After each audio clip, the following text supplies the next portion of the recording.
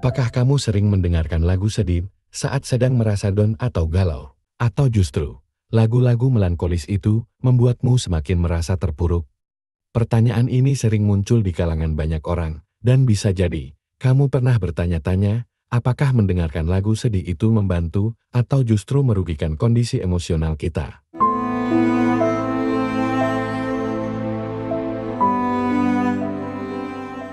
Pertama, mari kita bahas alasan mengapa kita sering memilih lagu-lagu sedih. Banyak dari kita merasa bahwa lagu sedih bisa menyuarakan perasaan yang sulit diungkapkan.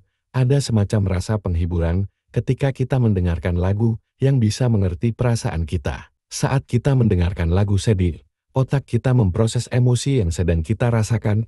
Ini dapat memberikan rasa validasi terhadap perasaan kita, sehingga kita merasa tidak sendirian dalam menghadapi kesedihan atau kekecewaan.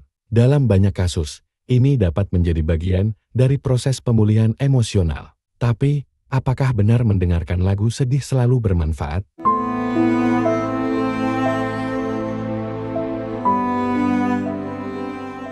Beberapa penelitian menunjukkan bahwa mendengarkan lagu sedih bisa membantu kita untuk melepaskan stres dan emosi yang terpendam. Sebuah studi yang dilakukan oleh para peneliti di University of Toronto menemukan bahwa mendengarkan musik yang menyentuh hati dapat meningkatkan perasaan empati dan membantu kita memproses perasaan kita dengan lebih sehat.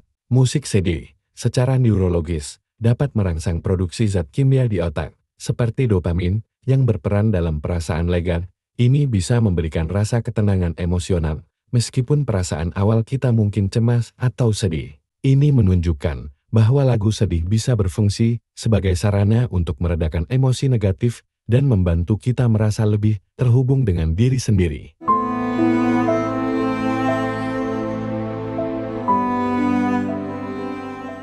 Tetapi, efek mendengarkan lagu sedih tidak selalu positif. Jika kita terlalu sering mendengarkan lagu sedih atau melakukannya dalam keadaan emosional yang sangat rapuh, efeknya bisa jadi malah memperburuk suasana hati kita. Sebuah studi yang diterbitkan dalam Psychology of Music menemukan bahwa terlalu sering mendengarkan musik sedih dapat memperpanjang perasaan kesedihan, bahkan meningkatkan perasaan putus asa. Ketika kita terjebak dalam perasaan sedih dan terus-menerus mendengarkan lagu yang sama, kita bisa saja memperburuk perasaan tersebut. Ini disebut ruminasi, yaitu proses berpikir berulang-ulang yang tidak produktif, yang justru membuat kita semakin tenggelam dalam perasaan negatif. Sebagai contoh, seseorang yang sedang berduka atau merasa kehilangan bisa merasa terjebak dalam kesedihan jika terus mendengarkan lagu yang mengingatkan mereka pada perasaan itu.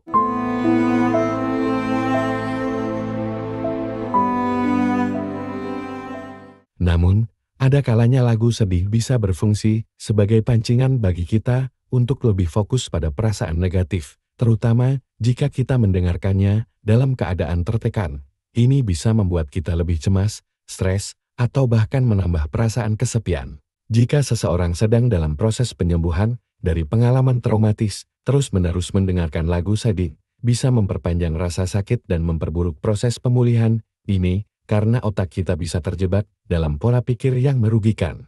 Jadi, meskipun musik bisa menjadi alat yang kuat untuk memproses perasaan, kita juga perlu berhati-hati agar tidak terlalu tenggelam dalam kesedihan yang dibawanya.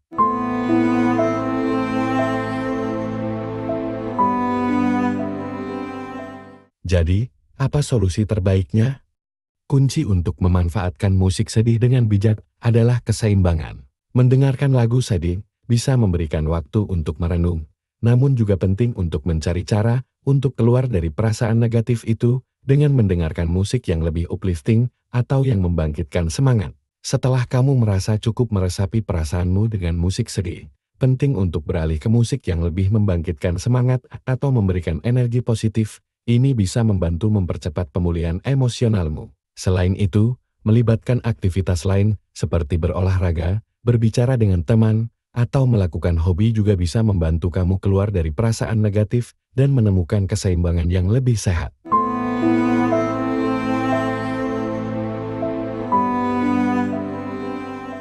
Jawabannya bisa berbeda untuk setiap orang, Yang terpenting adalah memahami kapan kita membutuhkan musik sedih untuk meresapi perasaan dan kapan kita perlu beralih ke sesuatu yang lebih positif untuk membantu kita pulih. Jangan lupa untuk selalu menjaga keseimbangan dalam hidupmu dan jangan ragu untuk mencari dukungan dari orang lain jika perasaan sedih itu terasa terlalu berat.